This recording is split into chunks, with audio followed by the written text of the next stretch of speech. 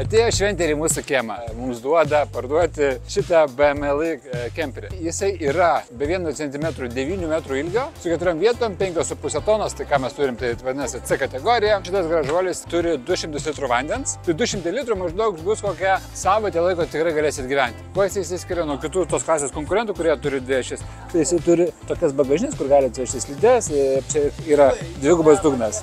Tai tas dalykas labai gerai. Žmonės bijo, kad ten, kai sukasi tos ašys, kad kas nors jam nutiks, tai noriu patikrinti, tikrai niekas nenutiks. Ir beje, Mercedeso pakaba yra torsioninė. Tai vadinasi, jūs kai važiuojat, čia gaunasi kaip su lengvuoju automobiliu. Su kitais kemperiais, kai nėra ant Merso bazės, jūs važiuojat, kaip su sunkvežimiu ir būna toks smūgiai ir biškai plaukioja galas. Tai čia šito dalyko tikrai nėra. Apdirbta medžiaga.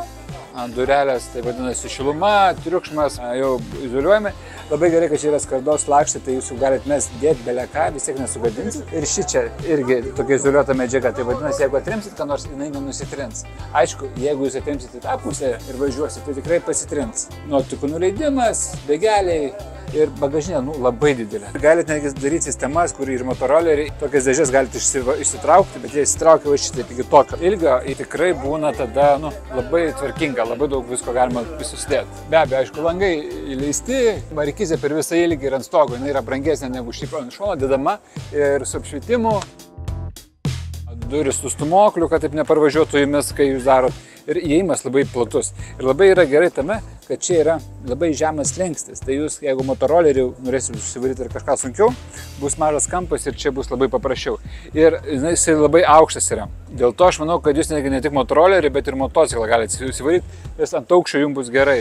Vanduo ir vėl skyriai čia, kur buvo slidės, o čia yra vandens skyrius, kur galite nusileisti prieš žemą vandenį, čia yra dujų skyrius. Nu ką, einame į vidų tada. Kai einat į tokios klasės kemperį, iškart pasitinka šildymas. Čia, tai vadinasi, čia jūs susidedat batus ir čia jau apšildys. Aišku, tinkleliai, čia kaip ir standartas. Čia yra Aldė, o čia netgi yra dujų balionų pašiltinimas, tam, kad jeigu turėsi daugiau propano, kad jis neužšaltų, ar butano. Tam aš maišau šios. Apdaila, medžiaga, viskas dėl garso. Tokius tipo šaldytuvas, jį galima prisijungti per telefoną ir valdyti per telefoną tą šaldytuvą. Tai čia gali padaryti, kad durelės atšiltų, ventiliuotųsi, atšildymas, atšaldymas greitas. Tiek iš vienos pusės, tiek iš kitos pusės. Ir dar žiūrėkit, čia galite pareguliuoti drėgmę ir čia yra vaisiam. Aišku, orkaitė yra, didelė labai spinta ir čia yra, jūs galite pasimti daiktus iš dvigubo dugno. Ir čia yra tikrai labai daug daiktų. Visi kaitai, lentos, snieglentės, batai, eilė dalykų.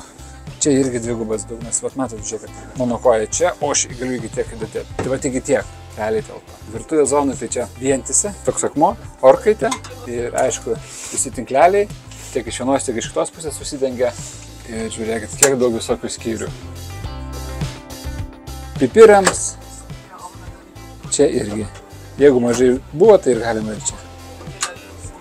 15 kg čia gali dėti.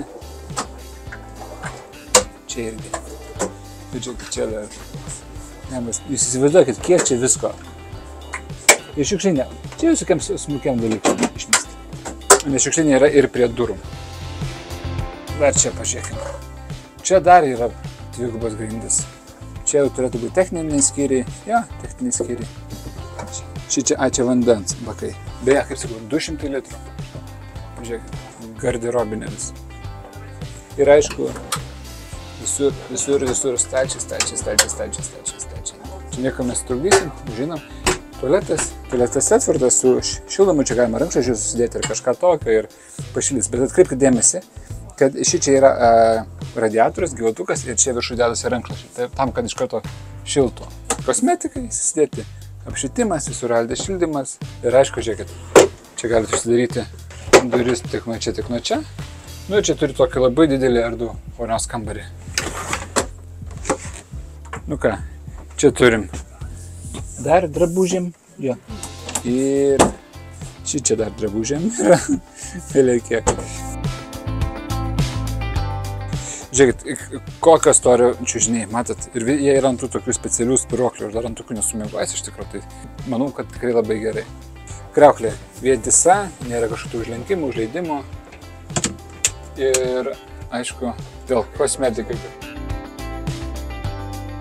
Dušas, aišku, standartinis, bet tikrai geras, storas stiklas. Tikrai. Ir čia mes turim tokį dalyką pasidėti, galim pasidėti virtuvinę erdvę. Tokiais dalykais. Noriu pasirodyti koks nors labai iš gilaus vienkiemio, kam šitą kriauklytę, tai nežinau, žmona sako vaisim, bet tai nevaisim. Čia dar yra toksai dalykas, turėtų būti televizoriaus laikiklis jo. Tai jisai išvažiuoja į viršų, čia turi televizorių. Aš jau nekalbu, aišku, apie visokius USB jungtis ir panašiai.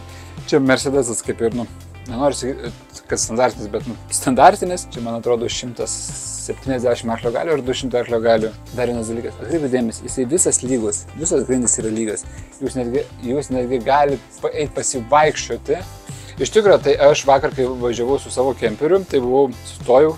Jeigu norėjau, tai atsispaudimus dariau. Tai čia irgi galite viską daryti. Tai čia dar mes turime lovą, kuri nusileidžia, užsilinkęs, nes čia dar lovą nusileidžia, tai ten 3 žmonės gali miegoti, čia 2 žmonės, bet čia yra oficialiai 4 žmonėms. Labai patogios sėdynės, radijas, čia turim pašiltinimą, lango ventiliatorius, graži panelė.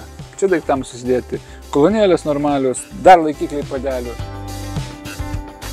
Žmonės klausia, kodėl Himeriai tokie brangus. Vienas iš atsakymų yra toksai. Paslaptis slepiasi Himerio konstrukcijoje. Visi sunkus elementai pasislepiasi pačio konstrukcijų, pačio pakaboj. Kai pas kitų kemperių, tai dedasi ant pakabos. Pavyzdžiui, jeigu tai būtų kitas kemperis, tai vandens bakas būtų ne šitoj vietoj, kaip pas Himerį pakaboj, bet ant pakabos, ant viršaus. O pas jį yra viskas integruota į pačią pakabą, į pačią šasį. Tam, kad integruoti, pavyzdžiui, sunkiosius elementus, tai yra vandens bakus, Himeris negi padaro savo formas vandens bakų. Čia matom geras vanduo, čia blogas vanduo.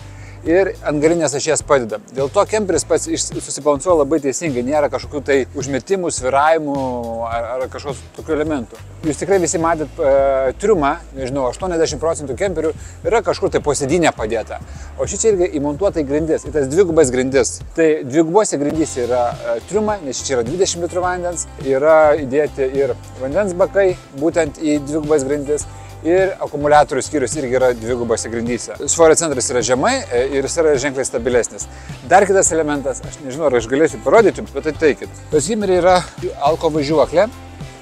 Tai reiškia, kad jisai smūgius sugeria kaip lengvasis automobilis, ne kaip krovininis, ne kaip Fiatas, bet kaip lengvasis. Dar noriu pabrėžti tokį dalyką, kad alko važiuoklė gali būti ir pas Fiatą, bet tiesiog tai turi būti užsakyta specialiai alko važiuoklė. O pas Mercedes jau kaip ir standartas. Kitas dalykas, kad kai yra viskas sumontuota dvigubose grindyse, atsiranda labai daug erdvės daiktams susidėti. Tai yra posėdynė, daug tokių elementų, kur galima susikrauti daiktus. Taigi, reziumuojant, Himeris išnaudoja dvigubas grindis. Sunkiausiam elementam tai yra vandens bakam, akumuliatoriam ir tai yra šildymo sistemai, tai būtų ar Aldė ar Triuma. Tai dėl to Himeris ir yra Himeris. Tai jeigu patiko, rašykit, skambinkit, atvažiuokit, apžiūrėkit, turim tokių kemperių jau ir pas savęs. Ačiū labai, iki.